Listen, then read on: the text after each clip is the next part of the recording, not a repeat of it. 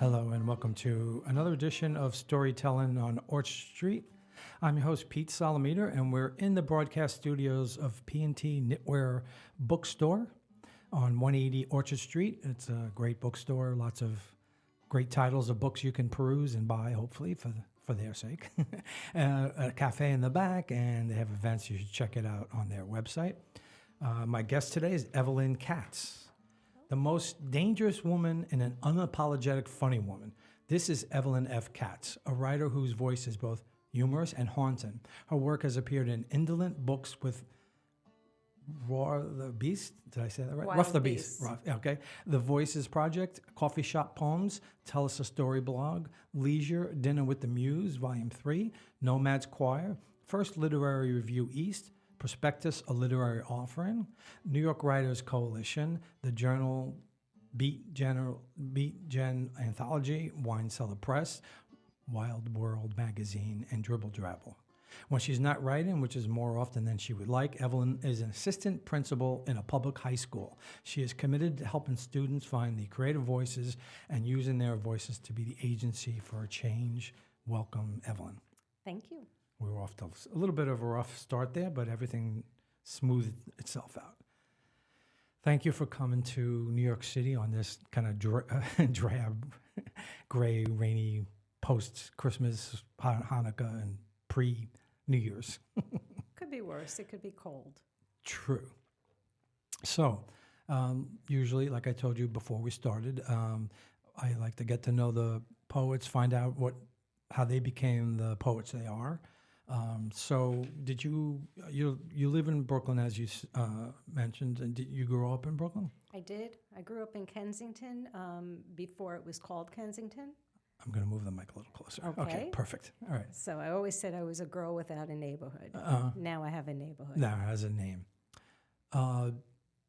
So when you were a kid, were you, obviously you became an educator, so you had to go to school for that, in college and so on and so forth.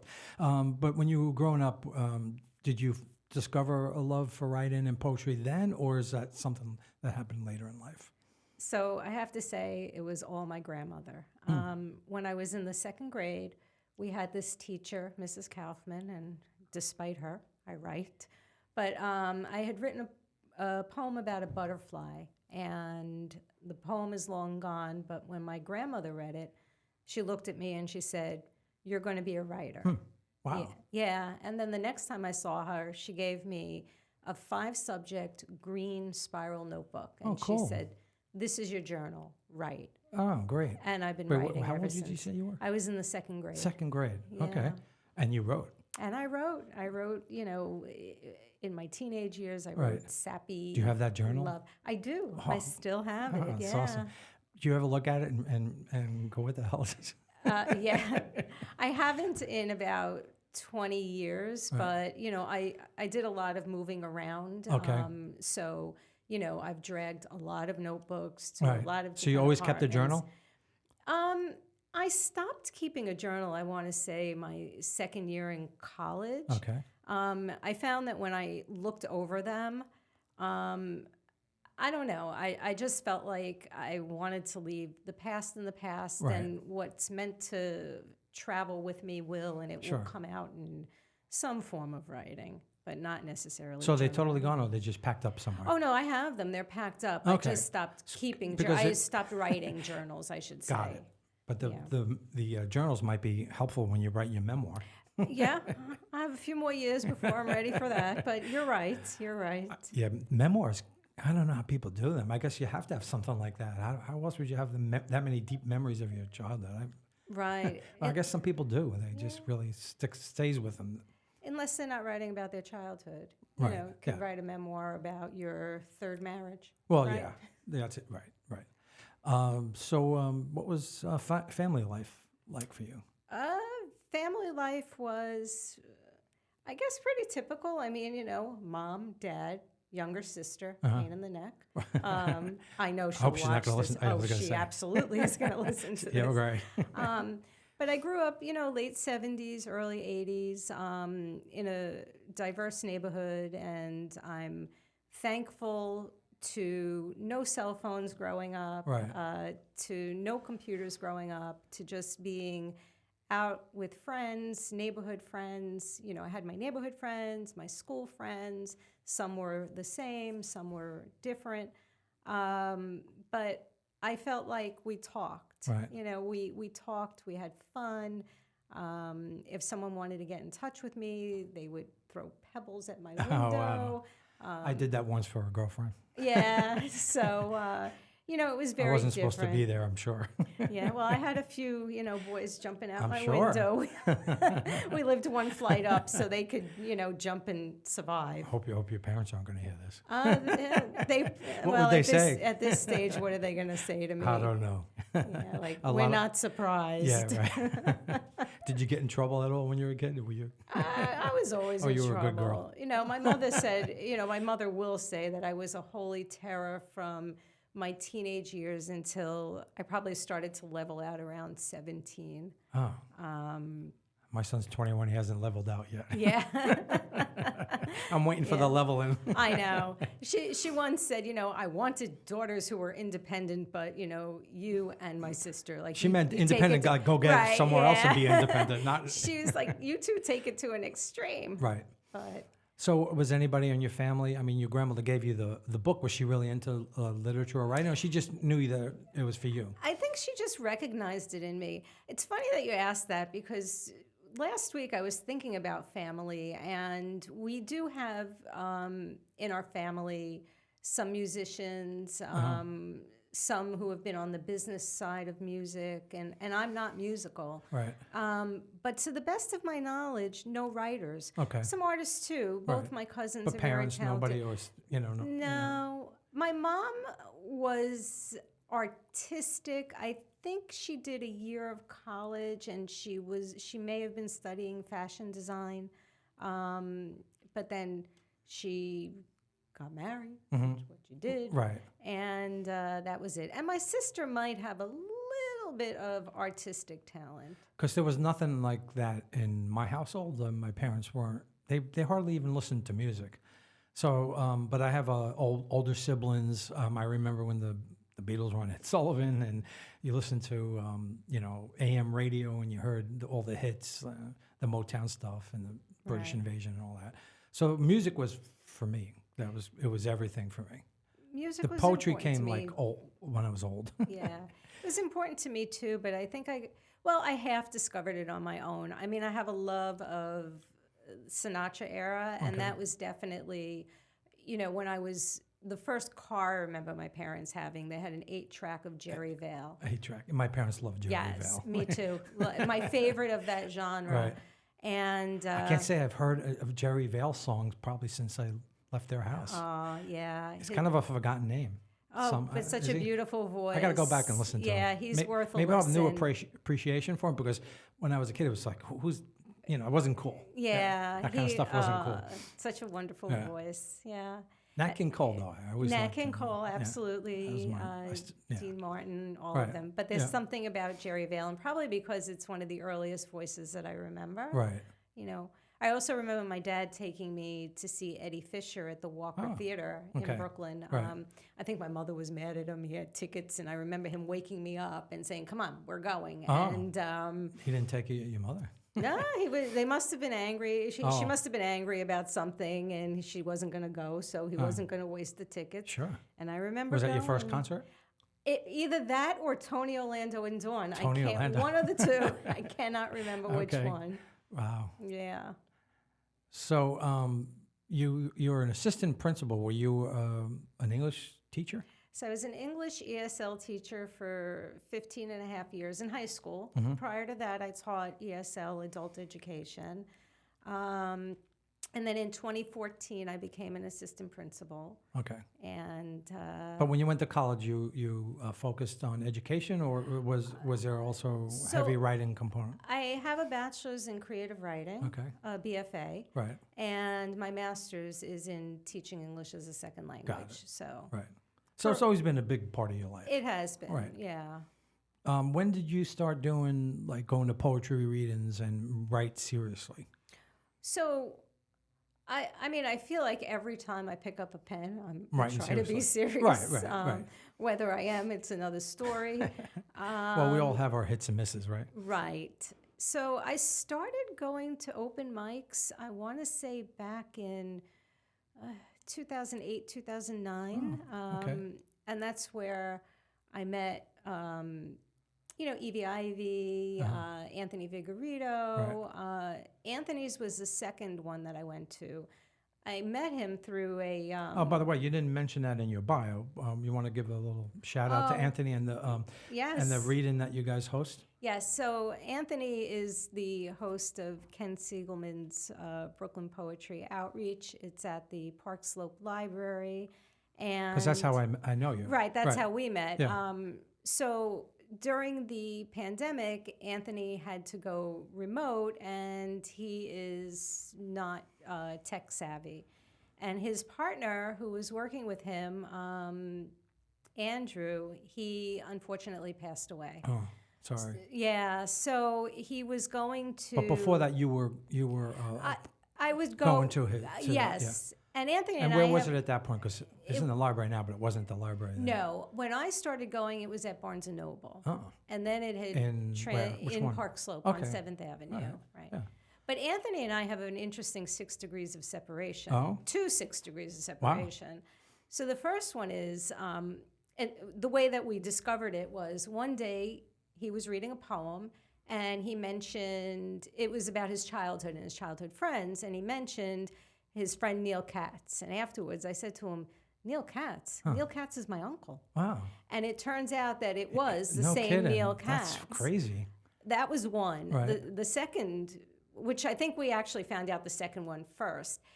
Anthony's wife belongs to a church that this is going to sound so crazy, but my ex-husband's first ex-wife belongs to. Wow. So Anthony knew my ex-husband's family, Right. Even though he's not a member of He's the a Brooklyn guy church. too? He is a Brooklyn guy. Right. He grew up He sounds like a actually in Brooklyn guy. Windsor Terrace. Yeah. So we had these 2 6 degrees of separation. That's funny. When I saw him after the pandemic at the Green Pavilion, he told me he was going to have to let it go Right. because he just couldn't do the technical part of it. And I said to him, I'll do it, Okay. So now I'm co-hosting kept with it him. going, And yeah. it's so important Right. to be able to grateful have these venues. I'm grateful to have found it. I'm not even sure how I found it. Probably on Facebook I saw a post or Right. something. Well, the library posts it on Yeah, their, in no, their I monthly think I events. saw somebody posted on Facebook. Okay. And I'm glad because I like having readings that I can walk to instead of, always having to come into Manhattan. Right. You know? And it's free, and it's a great And if I was like that, space. the crowd is always really good. I Yeah. like I've seen some really good poets there. Yeah, me too. Yeah, so it's great. So maybe this is a good time for you to read something. How's that sound? Okay. All right. So, Oh, I like the purple paper. me too. I found it much to my surprise when my printer ran out Oh, of that wasn't on paper. purpose. That's fine. So this first poem I'm going to read, I do have a background in education, Yes. and I wanted to read a poem that kind of speaks to being an educator. It's called Mandated Reporter. You, a shaft of light, sweet Maritza, the day I called paramedics, when your breaths between heaves and puffs of albuterol would not catch lungs collapsing onto themselves, the way one collapses her body to catch bullets meant for someone who smoked salvation. Sweet Maritza, I am bound by law to break the promises you implore me to keep. You barely seem the weight of your 16 years, sweet Maritza, even as you school me on how your father taught you to take your mother's pulse, bring her back from seizure, and make certain the beans on the stove never burn. Oh, is that about a student? Yeah, it was about a student. Oh. Yeah. A lot of, I have a lot of wonderful stories and memories of students that I have had the fortune to work with over the years. I could ask you, so I've had another guest who was, probably had more than one guest that has have been working with young people in that capacity. Do you keep in touch with any of the past students in any way? Have any of them gone on to become writers or? Yeah, so a few of them have gone on to become writers. One became a filmmaker. Oh. He travels all around the world. I keep in touch with most of the, I'm going to say kids, but they're not kids. They're Right. parents themselves. Right. But much of the students that I keep in touch with are from my teaching days. Right. So, Yeah, well, that's what I was thinking. Yeah. I taught in one school for 15 and a half years. And when I became an assistant principal, I left and went to another school to for that leg of the career journey. Right. So I am in touch with a few. I am in touch with the student who this poem is based on, Okay. and she's, she's doing well. She's gonna go to college, Awesome. and How long ago was that? so she graduated about 3 years ago, Okay. and it So took it's her recent. a little time. She Yeah. had to, she had some, she had some trips on her path, Right. and now she's on the road. That must So- feel good when you see a student have struggles in their life, Absolutely. but they somehow get through it. It is. It's always wonderful. And what I've loved about this career is that, for the most part, the kids that I've dealt with and worked with are the ones who are the most underserved. All right. But I have to tell you, the grit that they have, their humor, their brutal honesty, Right. they're such a joy Right. to work with, even when I'm pulling my hair out because they're just being so impossible. Do you know Humans of New York? That it's been around, God, a long time, but it's a social media based, kind of like this guy goes around. I forget his name. This is terrible. He goes around and interviews people on the street. It and takes sounds pictures. familiar to me, yeah. Because the one today was a young woman who had a lot of struggles in high school. The family was going through a lot. Yeah. It was poverty, and she talks about how there were a number of educators that really kept her on track, and if it wasn't for them, that she wouldn't have made it. Yeah, a lot of kids, school is where they find structure, and And it probably only takes one good teacher to make a big difference in their life. it does. I think in life, if everybody has one person that they can, that True. is their person, Right, they have a shot. right. It could be a family member or Family family member, friend or whatever. Yeah, Yeah. right. But I think it helps if it's in a structured way like that. Agreed. And the education part is key. It is. Because if you drop out as a teen, it makes a life Right. much more difficult. Right. But until a child or a teenager feels that sense of security, that sense of someone having their back, it's almost impossible to learn because, Right. until you feel safe, Right. you just can't open yourself to what's out there, what's in your classes. So it's always rewarding when I see that switch go on. Are you going to miss it?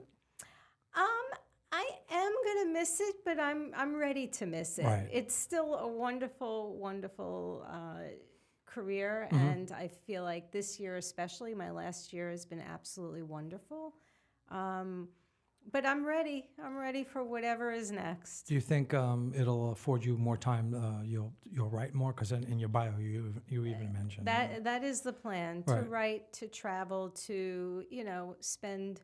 you could write. You could write while you travel. Yeah, right. While I'm traveling, to just decide one day, hey, I'm going into the city and just meander Right. into places that I haven't ever visited Right. before. Do you would you have a goal in the writing sense more than just writing? Like you have any ideas for books or I have some ideas for books, but I think where I'm going is, at least the next stop is going to be more fiction, more I was gonna ask, 'cause, microfiction, yeah. flash, short story. Right, because I think that takes more time. Like poetry, you can write a poem here and there, even when you're busy.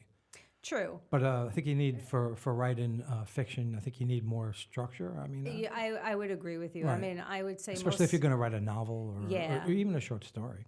Yeah, most of my poems, I've written in the car. Oh, okay. That's where I get my inspiration. I write anywhere. I wrote my first and my second book, which is not out yet, on my iPhone. On your iPod. See, now I'm a pen and paper girl. Yeah. Yeah. I'm not, because I can't stand the way I write. I can't read it.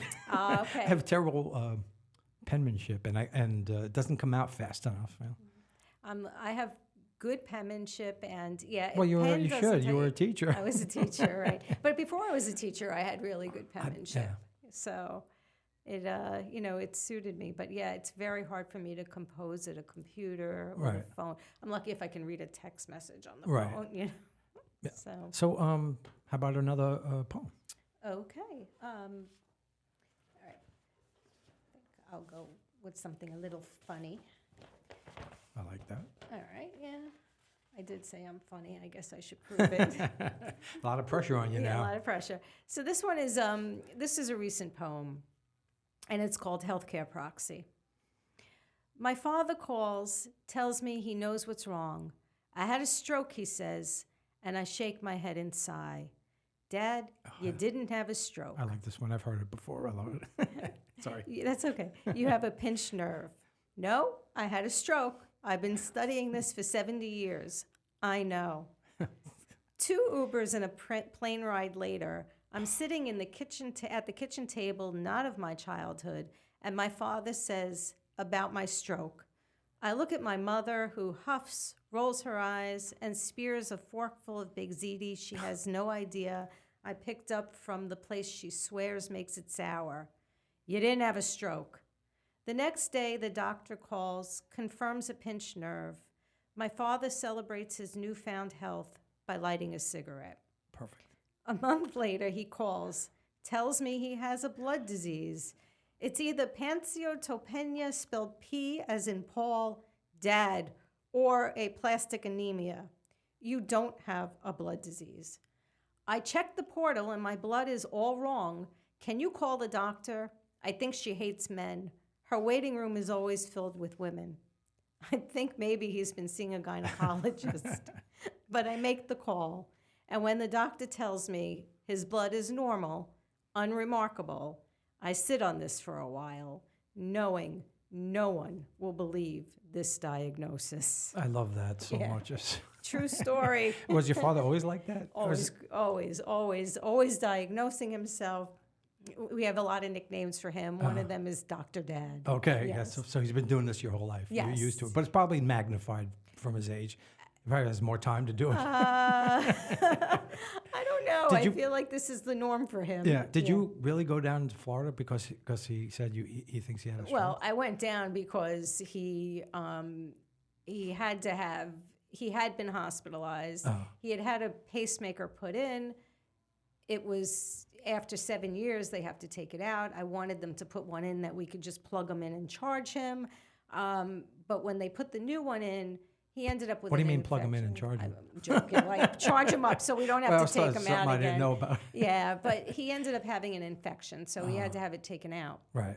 So between my sister, my nephew, and me, we all cycled into Florida to Right. make sure that he was doing okay. Where does your sister live? So my sister lives in Westchester. Okay. So she's also She's New local. York, Yeah, New York all right. adjacent. Yeah, But it means a lot of traveling for both of you Right. when you have to help your parents. right. But fortunately, we are committed to making sure that they have the best quality of Right. life. Because and, my parents stayed in, my mother was born in Rockville Center, Long Island, and she died in Rockville Center, Long Island, after 93 years. So she was, God bless. in Rockville Center for 93 years. Wow. But it meant it was easier because they had really good health into their 90s, but then towards the end, they had, typical issues that you would Right. get at that age. But it meant a lot of trips but it was easier. It was, right. an hour car ride or whatever, Yeah. But, so it must be hard for you when, It is, it is, but it's, I'm happy that I'm in a position where I'm able to do it. Sure. And, and I think my sister feels the same way. So, it's all good. right. Yeah. You have kids, right? No. Oh, you don't? Oh, God, no. Oh, okay. I wasn't sure. I can't remember if we ever talked about that. No? No. Okay. When students would ask me why I don't have kids, I would tell them, I have you. It's enough. And I meant it. All right. Yeah. I have cats. Oh, 2 cats. I have 1 kid and 4 cats. There you go. I bet you that the cats are much more fun than the kid. Well, well, they're certainly more present. Absolutely. Yeah. So, what else you want to talk about? So I get inspiration for my poetry, and I guess it's true for all poets, but as being a musician and in bands for years, for a long time, I still sometimes I get inspiration from a song, or it could be a movie, like other art. Other art, yeah. Inspires me. Of course, day-to-day life and people and news stories and things like that. But do you have a main source for your inspiration? Or You find anything inspiring about the news? well, usually in a bad way. Right.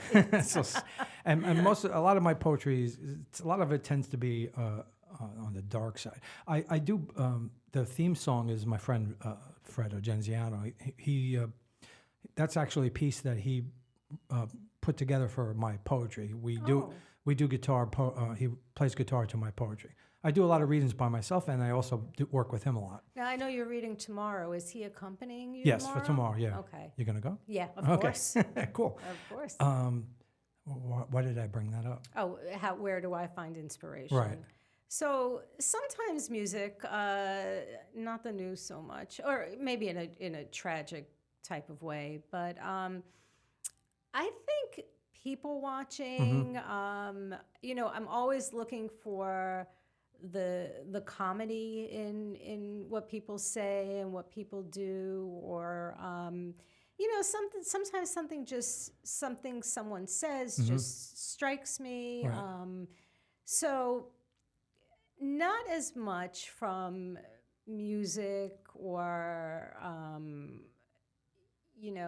It's like, for me, it's like an emotion I get, and then I write something that might have nothing to do with right. the piece. For me, I think the emotion comes out through it. It's it's what I'm witnessing, or sometimes when I'm reading a poem, a line will strike me. Right. And I was going to ask you, did you ever start with a sentence that just sounded good and put it it down? Yeah. Yeah. I have one piece that I love, and it's about an older musician who's struggling in life. His partner or spouse passed away, but he's still trying to get out there and play music. But it all came from I was emptying my pockets and for the change, and I put it in this dish I had. Right. And there was a button in it, and I got the idea, the line, memories get mixed like a button in a coin jar. Oh, wow. And then it became a poem. So sometimes it's just like that. It's like one thing, one sentence, or one. Yeah. Yeah. I know. For me, there was a poem that I wrote, which I don't think I brought with me, but I'll mention it anyway. My mother gave me something. I think it was a piece of china. It was that was it. It was my grandmother's china, and I really didn't want it. Oh. And How come?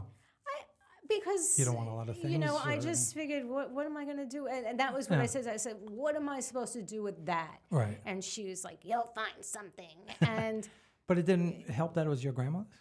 No, I mean, I had her cups and saucers, which is what I loved. You have enough of it. Right. But I'm not a bone china. Let's have right. bone china. No. I'm the one with the wine glasses are all different colors, all different sizes, because I broke them all. We're like that too. We have an eclectic mix of all that kind of stuff. Yeah, but it did inspire a poem, and which, like I said, of course, I don't have with me.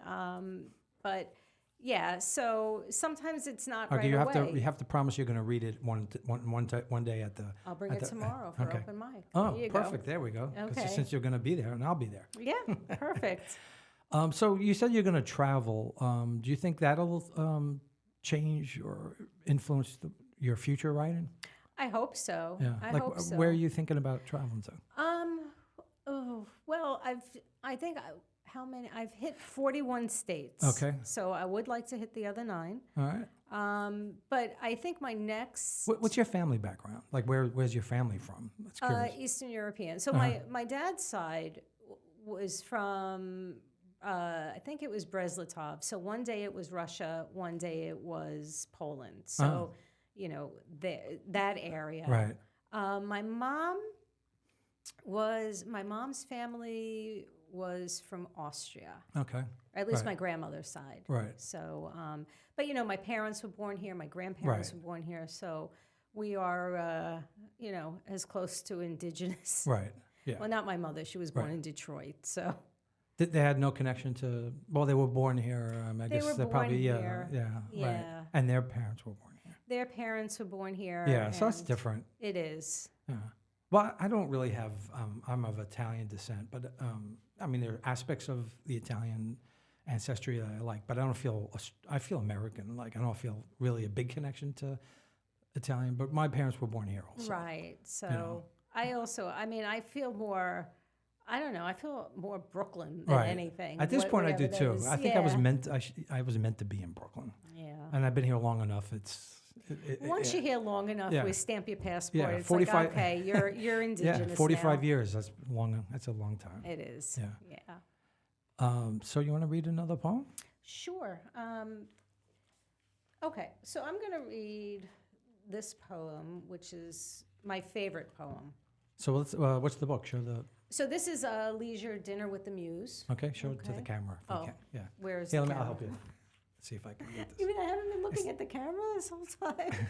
That's good right there. I think that's. Is this Yes. still available? I believe so. Okay. Yeah. So this is put out by Evie Ivy. Oh, nice. I like you Evie. know her. Yeah. Give Evie a plug. So Evie has the longest running open mic in Brooklyn. It is the last Wednesday of every month at Right. the Green Pavilion, which is on 18th Avenue, right off of McDonald Avenue in Brooklyn. Right. Yep. I am going to be one of the features in February. Oh, nice. I don't know who the co-features will be, but I'm Right. sure they'll be wonderful. Yeah. And yeah, she's been doing it She's a been really on my long podcast. time. Yeah. Yeah. Mhm. So you And I know, like seeing her around. And we. yeah, she's extremely talented. For sure. Yeah. Dancer and everything. Yeah. lots of- Dancer, poet. Yep. And a great friend of to the poets. Yes, She's definitely, keeping for it sure. alive. So this poem is my favorite. I don't know why. I just love it. And it's called In the Last Days of the Thunderbird. In the last days of the Thunderbird, I stumble into April. Already thoughts of chalk-stained sidewalks dusting the distance between stoop and car door, when phone in hand vibrates and I taste the delicious sadness of your words tapped out on a smartphone screen. You make me long for the days of plinking pebbles and whistling under your bedroom window. Somehow, we never lost our contacts that way. Maybe there's a poem in that for you. And I, the girl in the bedroom window of memory, turn back to glimpse chalk dust and the rising cables of the span that separates us, hopeful to find you, a fistful of pebbles, and lips perched in melody. But it is the sun, and only the sun, that greets me and kills me good morning. Wow, it's great. Thank you. The Thunderbird.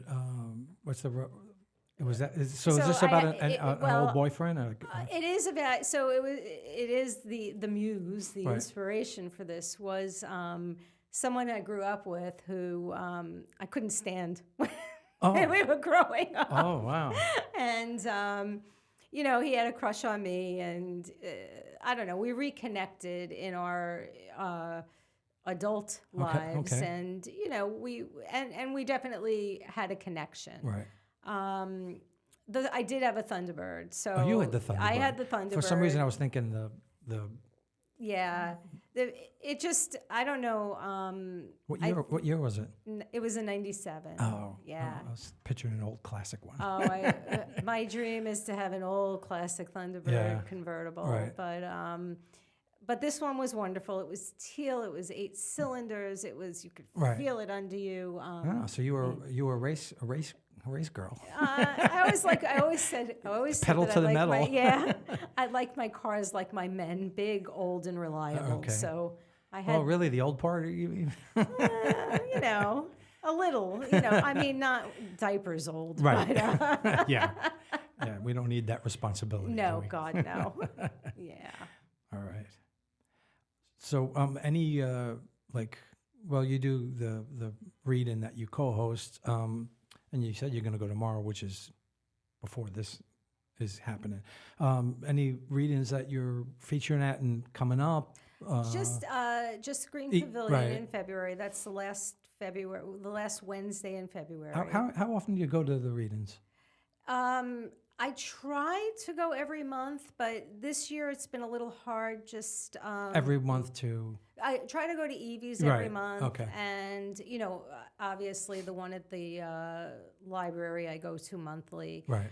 And then it's hard, Yeah. because I'm still working. Right. This is, another reason why I can't wait to retire, Right. because I want to be able to go to a Monday night reading, Right. Thursday night. Yeah, my reading. issue is I get up 4:30 in the morning for my job. Right, 10 to 5. So I'm right behind you. Yeah. Yeah. So not always. Some days I do, and I've been doing it for so long. It's like a clock. So Yeah. even on my days off, I wake up earlier than I need to. I do too. So the That's- nighttime especially the weekday nighttime things are really difficult. That's why I tend to go to like the one tomorrow. It's in the afternoon on a Sunday. It's perfect. Right. So you're right. Right. A Sunday afternoon is ideal. Right.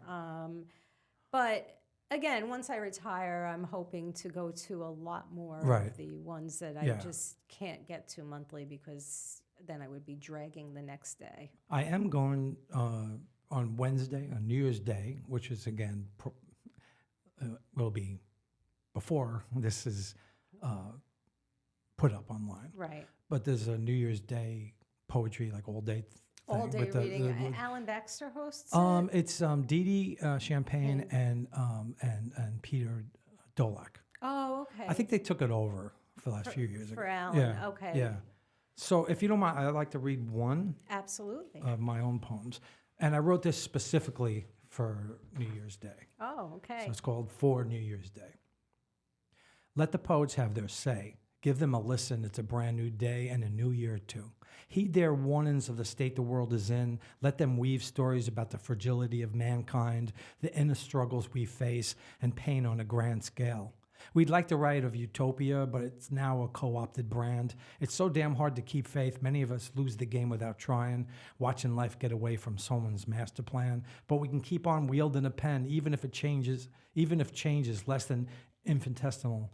It's part of our fabric that's getting torn and frayed. Yet this room is full. We read in brotherhood and sisterhood a shared vision that things could be better if we just let the poets, the artists, musicians, dancers, dreamers, and the people with a vision, the lovers of fairness, have their power to run things. All That's right. it. Yeah. Oh, that should be our gospel. Yep. It just came to me, and I was like, yeah, I'll write one actually for an event. Yeah, and I really do think it speaks to the state of Right. these United States. Yeah, I mean, we're heading into a really weird time. And we're in a weird time. I don't know if weird's really not the right word.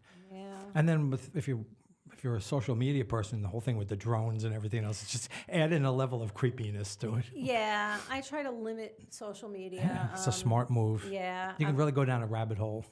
I know. I'm on Facebook. and not but that's in it. a good way, I know, yeah. Because nothing good comes of it, I think. No, and the idea of being watched, I'm going Right. to take out my garbage. Who's watching me? I know, right? Wait, did I recycle everything properly?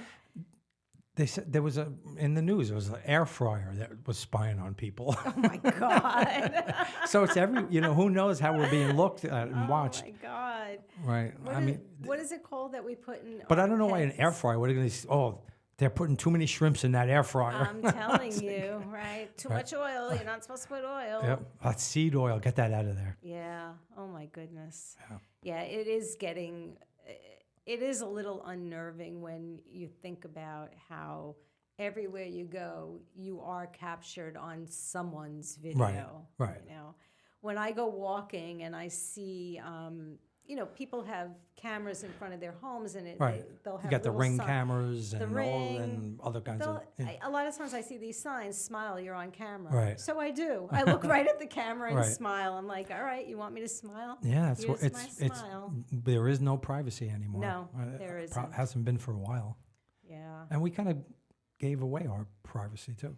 Soon, especially once we started buying smartphones and things like that, smart Absolutely. TVs. Yep. Yeah, There is a price to pay for all this convenience and Yeah. being in constant contact with one another. you ever write about that subject? Or? I mean, I think in that poem that I just read, there was, a little bit about the Yeah, the the idea phone. of getting the Yeah, message through the right, text, right. and which made me long for the days when, again, like I had said before, if a friend wanted to get in touch with me, bing, Right, pebbles at the window. right.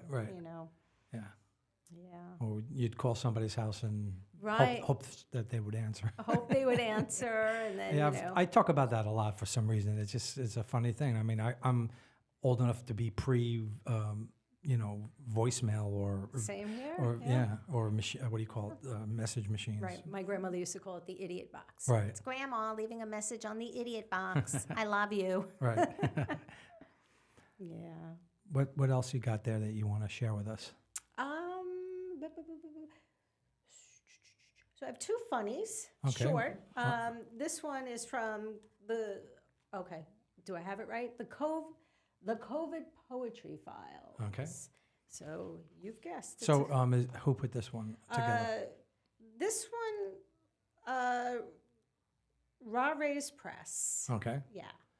And it's a collection of It's a collection of COVID poems. Yep. different people. Different people. Yep. And So tell me about before you read the poem. So we all experience COVID differently, and certainly, I think I started writing even more. Like I was just getting to realize that I enjoyed writing poetry, maybe 5 years before okay. COVID hit. But I definitely started writing even more for some reason, and some of it was dark. Obviously, Yeah. For me, you handled the anxiety of the whole what we were going through humor. yeah, through humor and through, I'm very thankful to my friend Omaima, another poet. She had turned me on to the New York Writers Coalition, and throughout the pandemic, they had writing workshops online Okay. 6 days a week. Right. So Wow. 3 a day. So I was able Wow. to take, so I was able to take all of these free workshops. And, I became prolific during how that did that time. affect? What was your well, you were Assistant you were principal. already assistant principal, Well, during the pandemic, I was really just tech support right? because at Because that point, it was all online. and teachers calling me panicked because their must have been awful. internet. Yeah, it was also, listen, I can't help you with your internet. Right. You have to figure this out. Right. I don't remember. Did you say what grade? High school. It was. Oh, sorry. I'm You high did say- school. you said high school. Yeah. So I didn't To be write cut off from about- the students like that overnight, Yeah, that must have been really difficult. It was, and it was. My heart broke for the high school seniors. Yeah. More so than college, because I felt like by the time you got to college, yes, it's disappointing that Right. you're not going to have your graduation, Right. but you've already had those milestones, the Right. prom, the Yeah. To miss out on that. Right. Yeah. and so that was really heartbreaking for, I think, all of us. Right. We did the best we could with a remote type of graduation. Right. That's not the same. No, Yeah. not at all. Obviously. It's not the same. And how do you feel about the learning aspect? It must have been Oh, it really was- hard to make it. It was really Work difficult. right. I mean, between, it took a pandemic for the Department of Education to give every child, an iPad or a Right. Chromebook, Right. something that should be standard operating procedure. Right. So many of our kids on their own don't have access. Right. But even with that, there were just so many issues, Right. and so many things that we couldn't address properly. Right. Kids, who were depressed and Right. isolated, like adults too, but Right. kids who were in a house. Yeah, you really with a can't lot get of that from others. seeing somebody on a screen, You really. can't. You Right. can't. And what I found really interesting was, for as into technology as our kids are, when it came to pivoting to remote learning, It can't be easy. No. Just like I think it was probably hard for a lot of people in with jobs, like suddenly going to an office and then. Yeah. Of course, a lot of people don't want to go back to an office. Well, I was going to say, another when we battle. came back to Right. school, we had blended learning, and we had half my department, I had half the teachers working remotely, those who had medical conditions, Right. and half in person. Right. And So there was a number of transitions. there were a lot of transitions Yeah. before we all transitioned back to being in the building. And yeah. Do you feel like you lost anybody over that period? You mean to COVID, or just To the reality of that existence? Because yes. the teenagers, if they're already in a tough place, Absolutely. that could have been very traumatic. Yeah, and I think that they're still dealing with the trauma of it. There's a Right. lot more anxiety. That first year when we came back, there were many times where I was literally on the floor in a hallway with a kid having a panic attack, Wow. Right. telling them, just look at me and breathe, just Right. keep breathing. And now... Because they lost the in-person learning, but they also learn the lost socialization. the socialization, and then at that age, it is like you said, college. You've It's already a been li- through it. Right. Not that it was easy. It wasn't easy for anybody. The whole thing was terrible for everybody. No, but there were certain, new parents. I think was really difficult. I think so too. Yeah, and like seniors who can't get out. It was bad for everybody. But there were certain groups that were a lot right. more vulnerable. But high school, especially if it's in high school, that's already vulnerable to begin with. Right. I think that kids are vulnerable because so many of them are already isolated in a sense because of technology. Right. Well, So- yeah, that's true. That's right. true too. That's where they're Right. getting most of their interactions, and then to be locked in indoors All the time. all the Right, time. yeah. And then to come out and to actually physically be around people. I think we're seeing now, at least I'm seeing in school, the fallout from that. And not just with the kids, Right. with some of the adults too. Sure. I see a difference, like pre and post, if we're completely post-pandemic. Yeah, right. But we have to keep trucking. Yeah. Yeah. Okay. So this is one of my pandemic poems, and it's called Pandemic Pickup Lines. 1, you're really cute from the eyes up. 2, hey baby, save me the seat 6 feet closest to you. 3, swing your digits in the chat. 4, I'm the perfect guy for a woman who has a good super. 5, you're going to have to kiss somebody eventually. It may as well be me. 6, yes, that's a laminated vaccine card in my pocket, and it sure is happy to see you. And 7, congratulations, you've made it to my therapist's couch. Are those for real? Yes. Uh, Yes, wait, and I have to say, swing your digits into the That's a chat. good one. That was, so I was Let me see. teaching one class. There's a bookmark there, and it was a student. He said it in the chat to another student. It was Abigail, swing your digits, and I just thought, that's hilarious. I'm taking this line. What's what is the one about the super mean? Someone I knew, so a man that I knew that I had dated pre-pandemic had reached out during the pandemic, and so we started talking, and he's a nice guy, but really, I'm not even going to finish that sentence, but he said to me one day, I'm the perfect guy, because he wasn't handy. Oh, I get it. He absolutely, Right, I don't think right. he could change That's a funny. light bulb. Well, he had self-awareness enough to know that. Yeah. Well, yeah. I guess. We could call it self-awareness. I call it, some shrink is getting rich. Right. But Yeah. yeah. So that's it. What's well, I don't know. I had a thought and I lost it. That's okay. I do that to people. So, June, I guess that's it for you. July 1st. July 1st. Yeah. Okay. And then do you have trips planned already or? No, I have some ideas. I have a friend who wants to go to Alaska, so I'm considering that. Right. I don't know. I think that this summer is probably just going to be take a breath. Right. My principal is not convinced I'm retiring, or he's in denial that I'm retiring. He's like, "You'll be." I said, "I'll help you out when you need it, but just admit you're gonna miss me, and bye-bye." Right. So It's gotta be a weird feeling, right? it right now Because it's something you've been doing for so long. So long, yeah. Right. It's not like, I mean, anytime you leave a job, it's over. It's but you're leaving something that you devoted a big chunk of your life to. I am. One of my teachers came to me a couple of weeks ago to tell me the date of my retirement party, and I asked him, "Are you guys inviting me to it?" Yeah. You might want to know what the date is, right? Yes. Did you go right from college to education, or was there something in between? No, I went from high school to college, and then I dropped out of college for a year and a half. I spent 6 months on a kibbutz in Israel. 6 months in Canada. What was that like? It was great. I mean, I met people from all around the world. But I honestly, I never felt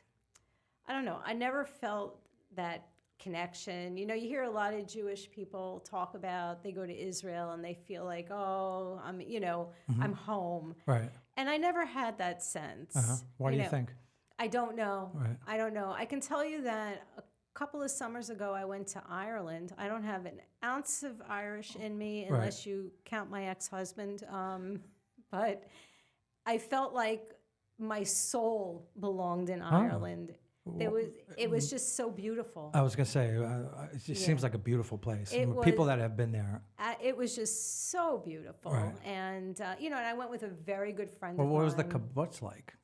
The kibbutz was, it was communal living. Right. So for me, it was very much like summer camp in that, we had a dorm. There were, when I first got there, I had You went two by yourself, roommates. or did you do? I went by myself, yeah. I knew if I was going to drop out of college, I had to leave the country. I see. Otherwise, your parents would say, what the hell? They would kill me. You had to have an excuse. Yes. Okay. So I went and I spent 6 months there, and I worked different jobs on the kibbutz. And Like what kind of jobs? I started out in the kitchen, which anyone who knows me knows that that's never a good place for me to be. You're not a chef. I'm not a chef. Okay. And from the kitchen, where did I end up? In laundry, which is, the job that I had been doing. It was my household chore as a kid. Okay. So it made sense that I would end up in the laundry. So. I mean, again, it was great. I met people from all around the world. But was it in a nice area of? It was in of Israel. I mean, because I'm sure there's some really beautiful. Yeah, it places. was. It was about an hour from Haifa. Okay. It was. I mean, the kibbutz itself was beautiful. Mm-hmm. The surrounding area was nice. There was a small village, Tivon. We used to walk through the graveyard on the kibbutz to get into Tivon, where we would buy cigarettes. Okay. Not a smoker anymore, but I was then in my early 20s. I mean, every place I visited in Israel was beautiful, but I just didn't feel... Didn't feel like home to you. It didn't feel like home. Right. I didn't feel the connection. Right. And I don't know why, and I just kind of accept that. Right. The same way I accept that I never wanted kids, and I never question why. Right. It's just, it's just how you felt. Yeah. So we're kind of getting towards the latter part of the show. Is there anything you haven't read that you really would like to read? I mean, I can end with a funny. Okay. And now I think it's show that funny. book. So this is the Dribble, Drabble review, and so you've been in a lot of publications. Have you ever thought of your own? So I kind of did put out my own, or I should say a friend of mine did. I have a friend who does a lot of self-publishing. I think he's self-published maybe close to 30 books of poetry. Jeez. And yeah, and all of his own? All his own. And all He's a on busy his guy. own, he is. In fact, he reached out to me yesterday. I think he's working on another one. So he was after me. Would it be somebody in the circle that I might know that goes to poetry He readings? hasn't gone to readings in a couple of years, so Right, so you probably wouldn't know him. Okay. I'd like him to, start coming back, but Right. he, I don't think it's his thing. And then, okay. Yeah. But so he was after me to put out a book, and I finally said to him, listen, I'll give you some of my poems. Do what you want. Oh, So, right. we put out something. It was, actually called What I See at Red Lights, which is where I do my writing in the car. Right. And he published. I hope you don't do it while you're driving.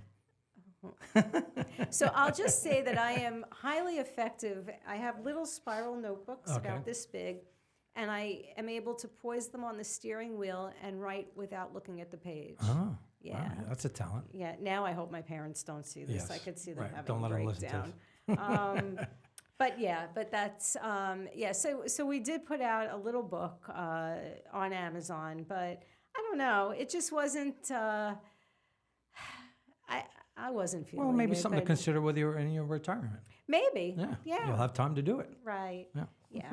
So Dribble Drabble is flash fiction. A dribble is 50 words. Okay. And a drabble is 100. Oh. So mine is a drabble. It's 100 Okay. words exactly. So if you wrote a dribble drabble, it'd be 150? It would be, right, it would be 150. Exactly. Okay. But mine is just a drabble. And I it's like that. I never heard that. Yeah. And it's a wonderful exercise, actually, because it really, Yeah. you have to be To economical get exactly with the your right words. amount of words. Yeah, that's interesting. Yeah. You can't, you just can't have any fluff. Right. So this is called Recess. Remember Dwight Fisher, who licked a red raw mustache under his nose, knocked you down, catching Patrick Quinn by his frayed denim collar? How you scrambled to your feet and stood sniveling while Dwight and Patrick thrashed around until Mr. Riemann and Mr. Ambrose disentangled them as first graders chanted, "Fight." How Dwayne spat, hissed, and cursed his way to the principal's office, and Patrick popped his collar and cocked an eyebrow at you. 34 years later, when you see Dwight Fisher and Patrick Quinn at a bar, remember, Dwight with his red raw mustache is still the better choice. Do they still tussle on? You know what? I don't know. I don't know. Do you still see them? No, Oh, no. No. Okay. No. It was. So this is a childhood memory. Yeah, this is a childhood memory. Right. It was actually, I got the inspiration from one of these generative writing workshops where they gave us a prompt. Okay. I was going to ask you about prompts Yeah. earlier. Yeah. But this prompt was to write a letter to your older self. Okay. Or you, as a younger, like from a kid's point of view to your older self. So that's kind of where I got it. Do these memories pop up a little bit because of you're in that environment with kids, young people? I think so. So it makes you think about your childhood or your past more. It does. I think, a number of things. I live in the neighborhood where I grew up. Right. So sometimes just walking around, I wonder see what that's something. like.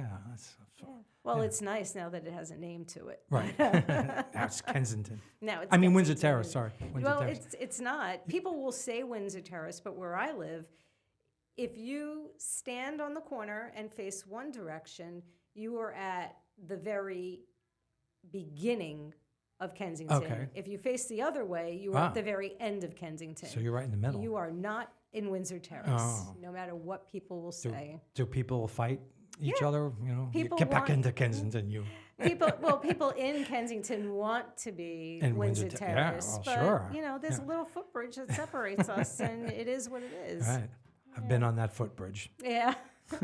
Have we? As we all have. All right, so I'm going to play the theme song. All right. Because we're going to wrap up the show.